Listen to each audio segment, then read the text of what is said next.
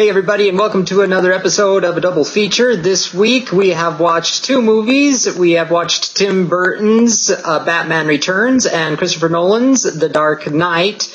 And now it's the time of the week where we come together after reading what we have written and what you guys have commented on, and we're going to go to discuss these two movies. So without further ado, here is the first question directed at you, Thane. You said in your review how you really liked Commissioner Gordon's monologue saying exactly what type of hero Gotham needs, and that hero is Batman. And you're saying this is the perfect tone, this sets the perfect tone for the films. However, you're saying that it does come a bit late in the film, and I found that a big understatement since it's pretty much the last thing in the film. Do you feel that there's anything else in that film to help establish mood, theme, and motif that makes this Batman versus just a dark, gritty film? There are two scenes in particular that I am thinking of. The first scene comes at the beginning when Bruce is at dinner with Harvey and Rachel and Natasha. Okay. And again, Batman mimics at the end what Harvey says in the beginning, that you either die a hero or you live long enough to see yourself become a villain. And it's very subtle, and again doesn't really come to full fruition until the very end, as you say.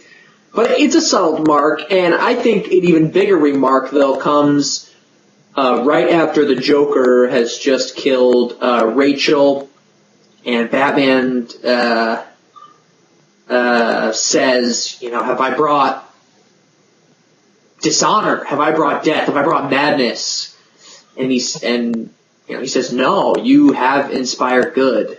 But, you spat in the faces of Gotham's criminals, and there are going to be casualties. And then that moment where he goes, how did you ever catch that bandit in the forest? He goes, yeah, how? We burned the forest down. And just that's Batman. He realizes at that moment that he will not be a hero. I can't be a hero. I just have to be this silent protector. I have to be the bad guy to win this war. And I will say, I think another weakness of The Dark Knight, it's a weakness and a strength, really. Another weakness is the beginning. It was so focused on tying all the knots from Batman Begins. Oh, that was the whole beginning.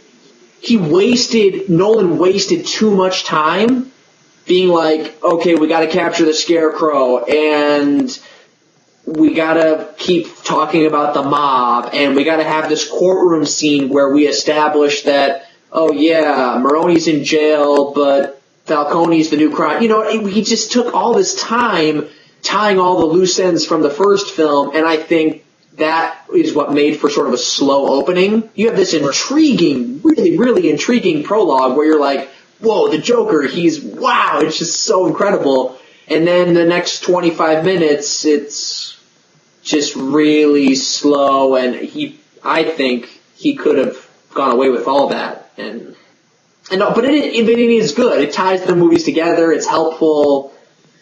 But at the same time, I don't know, it's a weakness and a strength. Well, I think that's just Nolan's style altogether. He really likes his exposition.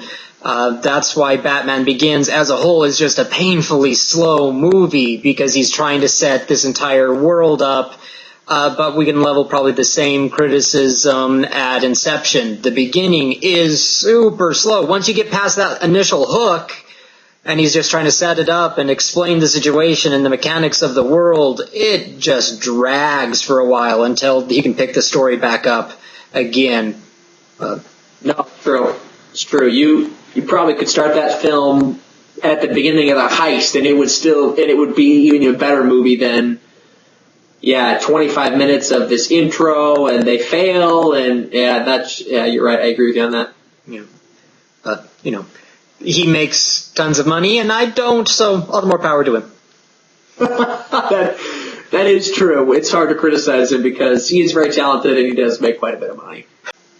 Okay. So we talked about last week, it seemed like everybody in this film is operating under the moral theory of the ends justify the means. But when it comes to the final moment when Batman has turned the entire cell phone structure of the city into sonar, as Lucius Fox, he all of a sudden steps out of this paradigm and says, no, this is intrinsically wrong and I'm going to resign. What was it about that all of a sudden pricked Fox's conscience? But I'm thinking about the line in particular when we see Lucius Fox type in his name and push enter, the machine blows up.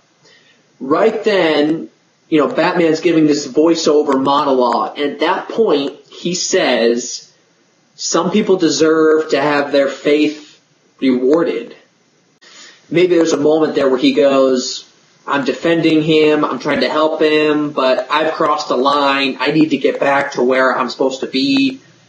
And of course, at that moment, the temptation comes to go back to old habits. He says, I'm not going to help you, but I will put my faith in you because I think you're doing something just, but my faith better be rewarded, and if it's not, then I can't help you anymore.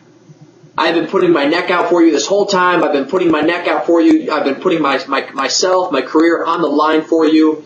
And you know what? I have to reevaluate that. And so, yeah, that's my thought is that's why Batman says that to maybe clear up some of that ambiguity that, okay, he typed his name, the machine's destroyed. Okay, Lucius is like, yes, I can trust in Batman. I can help him because he will never, I don't know, make me cross my moral line, even though he did. Even though he did. Yeah. And we talked about this briefly last week, but I've really been thinking about it this week, and I want you to maybe clarify for me. Sure. Okay, so we had discussed that Nolan went very gritty. Yeah. And Burton went very sexual. Yeah. Nolan's violent, Burton's sexual. Okay. Do you think that if Burton's film was released today, it would be more successful? I would probably say it would still be somewhat rejected even today. I don't want to put these in anywhere near the same league, but I think for comparison it helps. We can take Miley Cyrus at the VMA Awards, and I can't believe I'm actually bringing this up, where it was incredibly sexual, but at the same time it was twisted and it was odd.